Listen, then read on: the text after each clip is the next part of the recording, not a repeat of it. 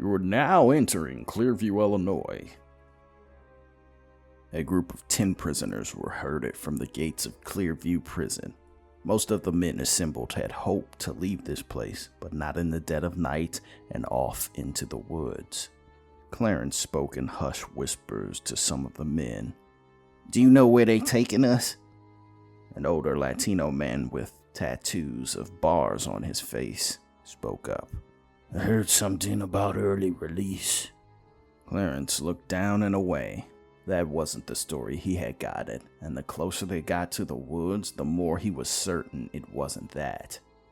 In fact, this felt a lot like the moment before you dug your own grave. Clarence was a smaller guy in black, not that it mattered. In his mind, it only lent credence to his fear they were being marched to their death. He assessed the crowd as to get some measure or read on what possibly could tie them together. You had Chino, who if Clarence recalled was a low-level car thief. Abraham was definitely there for murder or manslaughter. He couldn't remember. He didn't know all of the other offenses, but he knew he was there because of robbery. "Hey look, did any of the COs tell you why we're out, what we're doing out here?" asked Clarence. "No, but probably some sort of landscaping. Maybe they want us to cut down some trees or something," said Chino. "Feels like this would have been done in a day. Besides, look at me, I'm little. Why not pick one of them muscle-bound gorillas?" The group stayed together relatively, with no light other than moonlight to guard them. "Man, what I do know is I'm gonna make a break for the woods if somebody don't come out here soon," said Abraham in the form of a joke that seemed to get a bit more serious with each minute that ticked by. From the shadow of the huge fortress-like walls of the prison, there came a loud cackle. It was something that felt a lot like laughter, but it was guttural and animalistic with an unnatural reverb. "Okay, now tell me you heard that," said Clarence. "Fuck this shit," said Abraham, who jogged out of the semblance of the prison's watching gaze and into the forest. When the cackle got louder, another inmate made off into the woods. "Hey, what's that?" said Chino, patting Clarence on the shoulder. "I'm trying to figure the shit out," Clarence said, pointing at the two dark forms bounding towards them on all fours. "Looks like they sending the dogs on those motherfuckers who ran. See, I told them what would happen." "There ain't no COs behind them. Fuck this shit," said the inmate with the bars on his face. Clarence stood there confidently, as if he knew this was a scare tactic to get them to run. "Nah, they ain't getting me, dog." When the beast moved closer, it was clear that it was them creating the unholy cackling. "Are those fucking hyenas or something?" said Chino, who placed a hand over his eyes to focus. "Fuck that shit," another inmate said as he broke for the unknown of the forest. The creatures were bigger than dogs, but more akin to the size of horses. They were brown and speckled black. The beasts' heads were not canine by any stretch of the imagination, but human, with the exception of black fur, and the sound they made was more a human cackle with the undercurrent of beast. It was then that everyone bounded for the woods. Not everyone was going to make it, and it was obvious. It became clear the old wisdom dictated that in situations such as these, you didn't need to be faster than the monster. You only had to be faster than the man at your side. Clarence felt Chino grab for the back of his shirt the moment he pulled away. Clarence could feel hands slip from the fabric as the yerping cackle roared in his ear and the thing pounced Chino. It pulled him to the ground and ripped into him easily with razor-sharp teeth. Limbs flew in the air, but he could only see it from the small panicked glances he took over his shoulder. The hulking monster savaged Chino and another inmate Clarence didn't know well. Over his shoulder, he noticed the buzzing drone hovering over the carnage as if it had a vested interest in the mayhem. He couldn't waste time attempting to understand the why of it all. He ran blindly into the dark through uneven ground.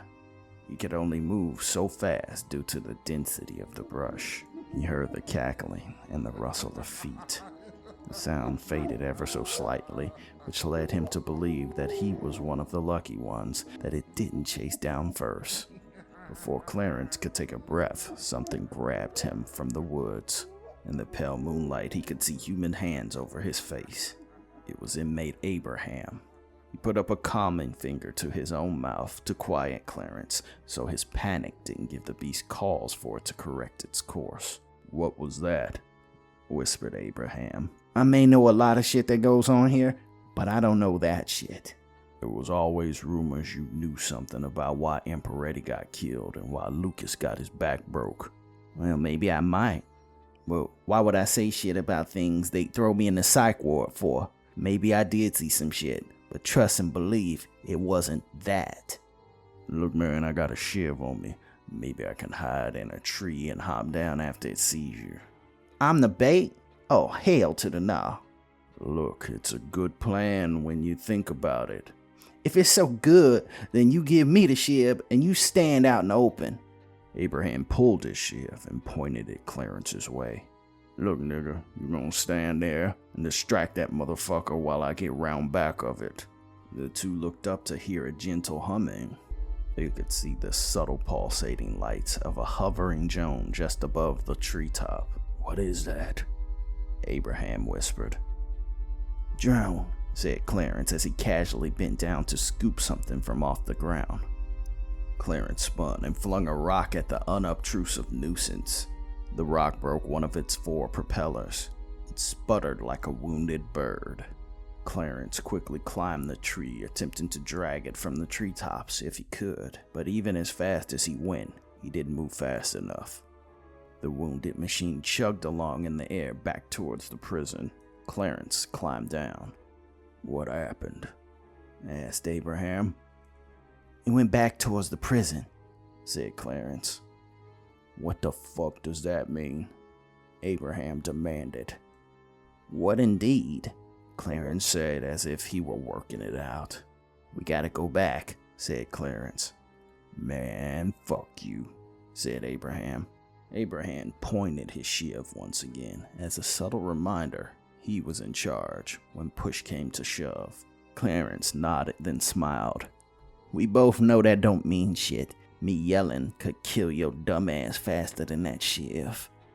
Abraham wanted to say something, but if it wasn't true, he wouldn't be whispering.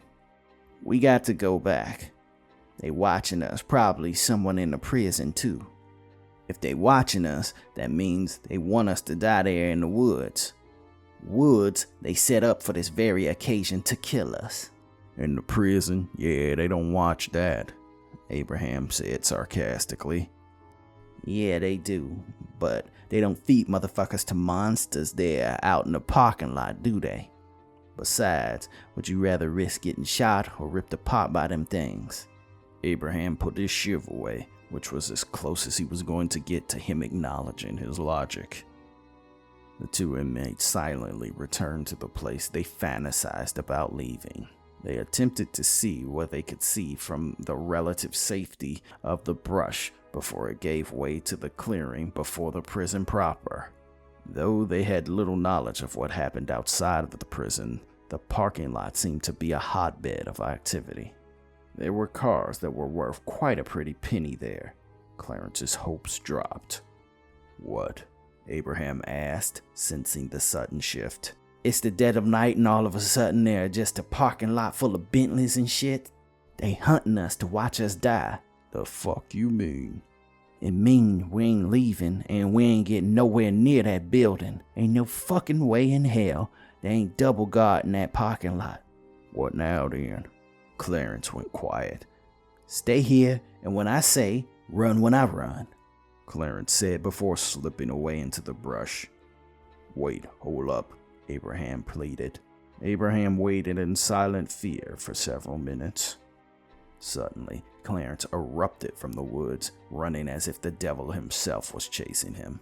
"What?" Abraham started to say before the beast bounded through the brush. The cackling was chaotic and violent, gleeful in a way that only the insane could appreciate. They broke through the field, not one beast, but 2 emerged. The inmates had half a football field to run, but with the fear of being ripped apart looming over their shoulder, they ran with an unparalleled fury. The spotlights of the prison bore down on them from on high. They heard the warnings of the COs over loudspeakers. Those COs that were in the parking lot scrambled, raising their rifles to the ready. Against their every instinct to slow down, they couldn't. They were either to be ripped apart or shot. As the inevitable gunfire came, it shifted, and the shots fired over their heads. Some of the COs on the ground broke ranks completely and back into the prison. Bullets flew in their direction indiscriminately. No one was aiming for them, but they didn't care if they were hit either. The inmates ran right past the CO's ranks in the parking lot, and they slid under a luxury Hummer. The COs made frantic calls over their radios for the handler as the massive hyena beast changed targets, batting away men with guns like cats playing with their food. From under the car, a severed head violently rolled and bounced off the tire. Clarence took off his shirt, wrapped his elbow, and smashed it into the vehicle's window. Abraham responded in kind until the window shattered. Clarence popped under the steering wheel as a sharp whistle came from the prison. The 2 monsters came to heel while Clarence fired up the ignition of the luxury H3. Clarence gunned the engine. The vehicle tore down a gravel road. Clarence saw the blinking lights of drones overhead. In seconds, the hungry beasts cackled at their backs. Clarence put his foot to the floor. The beasts slowly were lost to the horizon. Abraham breathed easy and leaned back. "Did you know that shit was gonna happen?" questioned Abraham. "Nah, but I really hope so. We gambled our lives." Clarence shrugged in a "what do you want me to say" sort of way. Abraham let it go. They were on the road and free, for now. "Where we going?" asked Abraham. "I don't know, but the fuck out of Clearview." You are now exiting Clearview, Illinois city limits. I hope you enjoyed the trip.